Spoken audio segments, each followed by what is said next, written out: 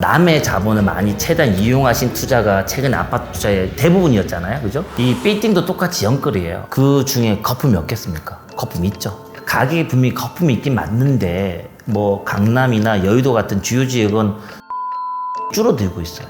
이게 좀 웃긴 것 같아요. 안녕하세요. 빌딩 부자 가는 길 빌딩 로드 오동엽입니다. 반갑습니다. 빌딩도 영향을 받고 있죠. 아파트보다는 덜하지만 빌딩도 조금씩 매매 건수가 줄어들고 있고 가격이 조금씩 하락장으로 바뀌고 있는 지역이 한두 곳이 보이고 있고 조금씩 이제 안 좋아지고 있죠. 작년 21년도까지만 해도 강남 지역 같은 경우는 2% 초반 중반이었죠. 2% 중반에 대출을 끼고 사면은 그냥 현상 유지 정도 수준이었고, 강남을 제외한 다른 지역 같은 경우는 3% 중반 아니면 뭐 경기도권 같은 경우는 한 4%까지도 올라가는 매물들이 있었어요, 작년에. 근데 여기서 주요 지역에 2% 초반 중반이 수익이 나오는 건물을 사서 그 수익률로 쭉 유지하실 분들은 안 사요. 근데 왜 사냐? 뭐 리모델링이나 신축을 해서 임대료를 올려놓으면은 자기가 투입한 금액 대비해서 수익률이 올라가니까, 지금 내가 매입하는 그 시점에서는 2% 초반의 수익률이지만 가공을 해서 신축이나 리모델링 하면은 자기가 투입한 금액 대비해선 한 3% 중반 정도까지 올릴 수 있다고 생각하고 매입하셨던 분들이거든요. 작년에 매입하셔서 작년 말, 올해 초까지 그런 행위를 하신 분들은 지금 3% 한 중반 정도 받고 계시니까 거의 4% 중반대에 있는 대출 금리를 그나마 맞춰가고 계신 거고, 그런 리모델링이나 신축을 임차인 명도 때문에 못 하신 분들이 있어요. 또는 명도를 하는 기간을 좀 보내다 보니까 이제 착공이라든가 공사 행위가 들어가시는 분들, 그분들은 공사비 오르고 이러니까 생각들이 좀 많으신 것 같아요. 내가 이 공사비까지 지불하면서 오른 이자까지 지불하면서 공사 기간 동안에 내가 버틸 수 있을까? 그러면은 내가 지금 팔까 말까? 아니면 내가 완제품 만들어서 팔까? 이런 어떤 결정의 시간들인 것 같아요, 그분들 입장에서는. 작년 6, 7월 달 대비해서 한 매매 건수는 50% 정도 준 것 같아요. 그러니까 아파트가 거의 뭐 10분의 1로 줄은 거에 비해서는 좀 덜 줄었죠. 더 줄 것 같아요. 매도 물량이 나와야 되거든요.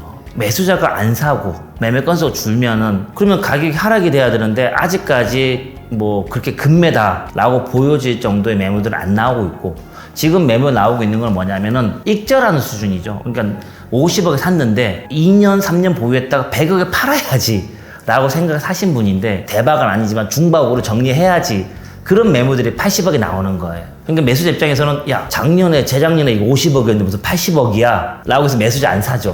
매도자도 엑시트 플랜을 100억까지 보고 샀던 건데 나는 20억 포기하고 80억에 파는 거야. 그러니까 매도자하고 매수자하고 이 이해관계가 안 맞아요. 저도 이제 본업이 이제 빌딩을 전문으로 중개하는 중개인이잖아요. 이게 공인중개사입니다. 그러면은 매도자나 매수자보다는 중개사들이 죽는 시장이죠.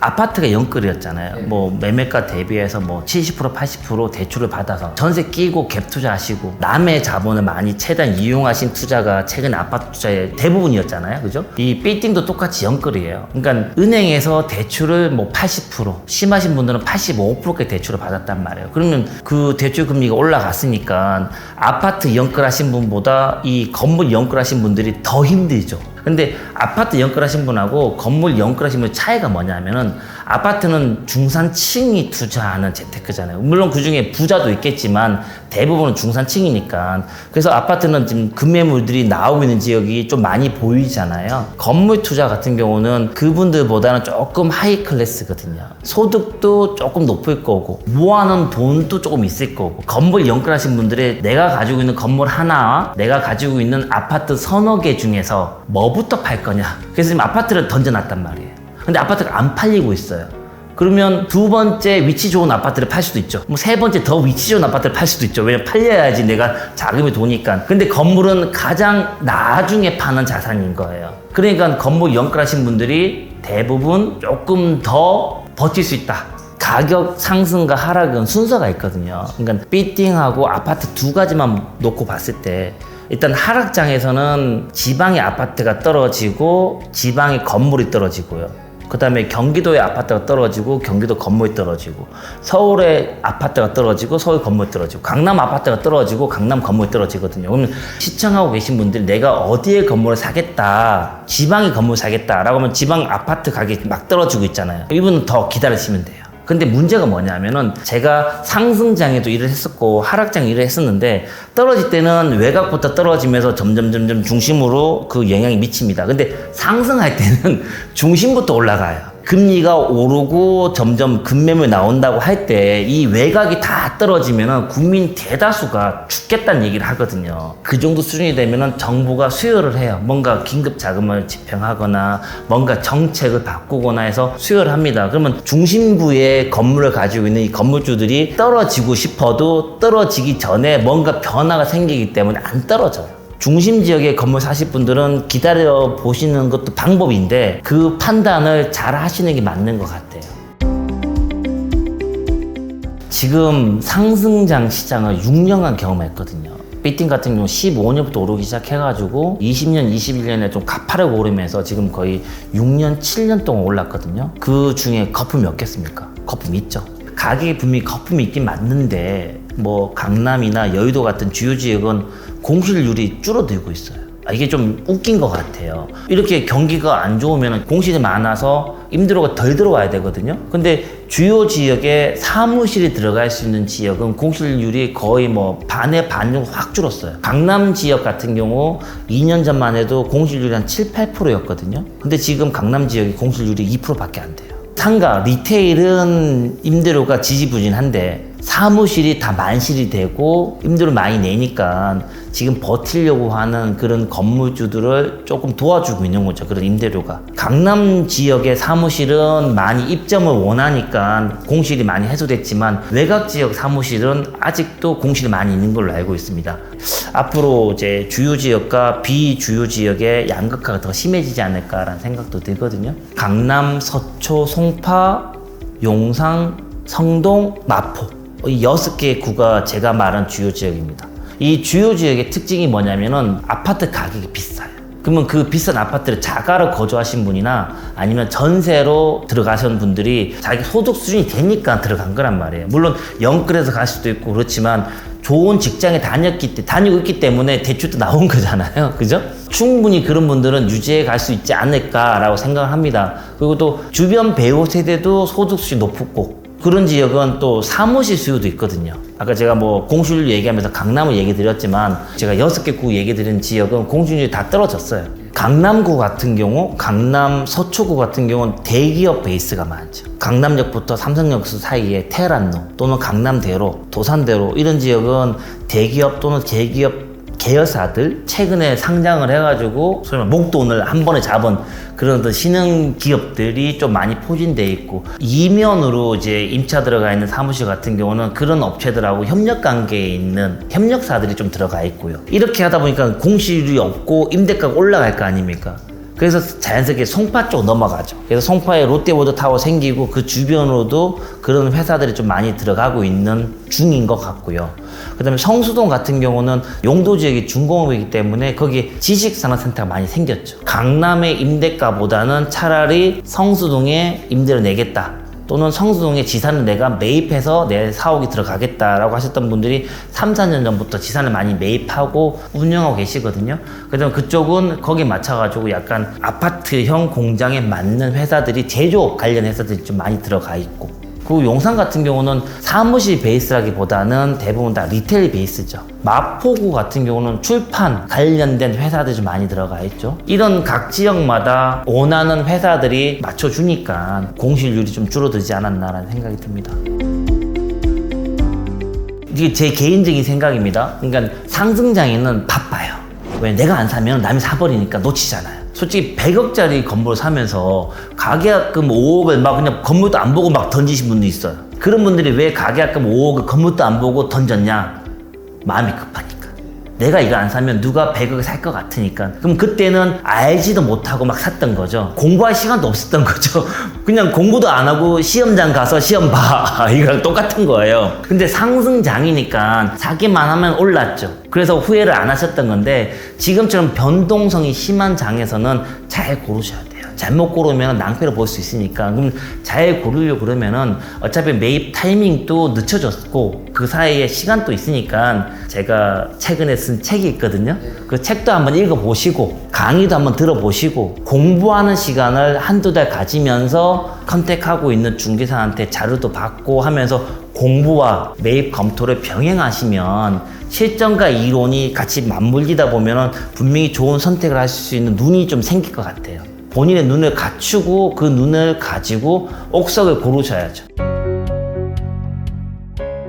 지금 제 책은 어떤 마음으로 어떤 지역의 특성을 잘 파악해서 매입을 고민하고 매입을 해야 된다. 그렇게 해서 매입 전 단계가 얘기가 좀 있고요. 그 다음에 매입하고 난 다음에 내가 보유하고 있잖아요. 그러면 임차인들하고 문제가 생길 수도 있고 거기에 따라 가지고 이제 머리 아프기도 하고 또는 내가 나중에 언젠가 팔아야 되잖아요. 팔려고 그러면 매수자들이 가장 이뻐하고 갖고 싶은 상품을 갖고 있는 거죠. 그냥 팔 때는 내가 생산자가 되고 판매자가 되는 거잖아요. 그래서 누구나 갖고 싶은 건물을 만들어야죠. 그게 뭐 리모델링일 수도 있고 신축일 수도 있고 아니면 임차인을 변경하거나 임대료를 올리는 방법도 그 중에 하나가 되겠죠. 그렇게 해서 보유 기간 동안에 어떻게 하면 되겠는지라는 것도 좀 아셔야 될 것 같고 또 파는 것도 전략이거든요. 무작정 내가 내놓는다 그래가지고 아무나 다 좋은 뭐 비싼 가격 주고 사지 않는단 말이에요. 그래서 매도 전략도 잘 짜야 된다. 그래서 매입 전, 보유 기간 중, 그 다음에 이제 매도 단계에서 내가 어떻게 하면 되는지 이런 것들을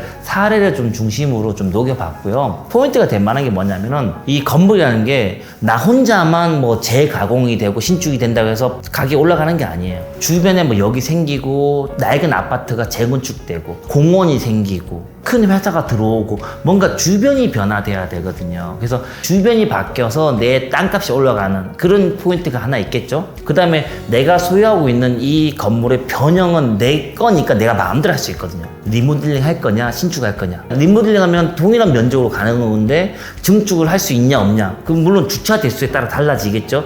이 정도 돈 들여서 할 바에 차라리 한 몇 억을 더 들여서 신축하지. 우리가 아파트 공사할 때 화장실 인테리어 공사하려고 그러는데 야 이거 할 바에 차라리 거실하고 주방도 같이 하자. 뭐 이런 식으로 약간 좀 생각이 달라질 수 있잖아요. 그러면 내가 가지고 있는 이 건물을 어떻게 제일 매만질 거냐에 따라서 가격이 또 올라갈 수 있겠죠. 그게 두 번째 이 건물의 변화죠. 세 번째가 세테크죠.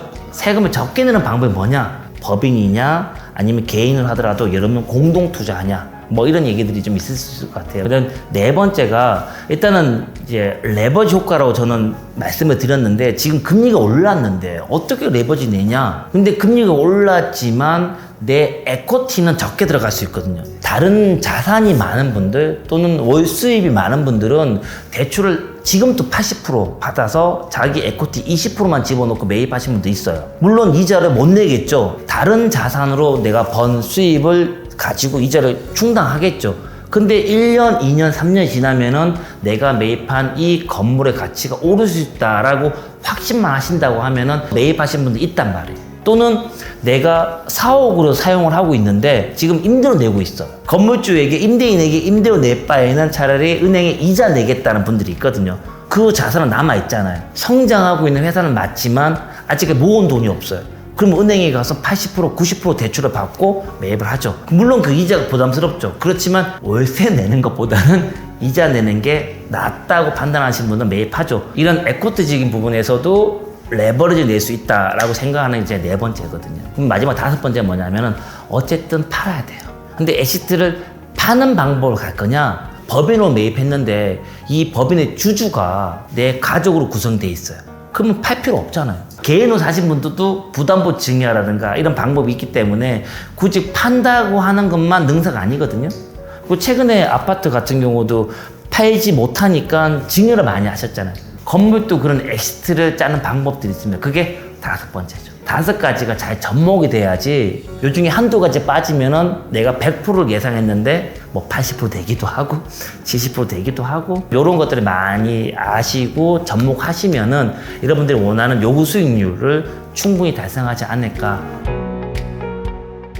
올해 연말에 뭐 한 번, 두 번 정도 금리가 더 올라갈 것 같아요. 이게 올해 매입하시기보다는 쭉 검토하고 열심히 연구하셔가지고 내년 초에 한번 검토해 보시거나 또 내년 초에 대해서 금리가 어떻게 변동되냐 따라서 판단을 그때 또 하시면 될 것 같은데 올해 12월 달까지는 사고 싶으셔도 조금 기다려 보시는 게 좋지 않을까라고 생각합니다.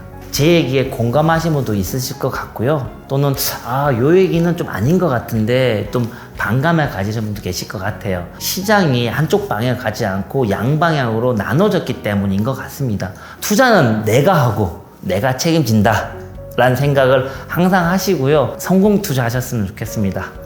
삐띵 모두 오동엽이었습니다. 감사합니다.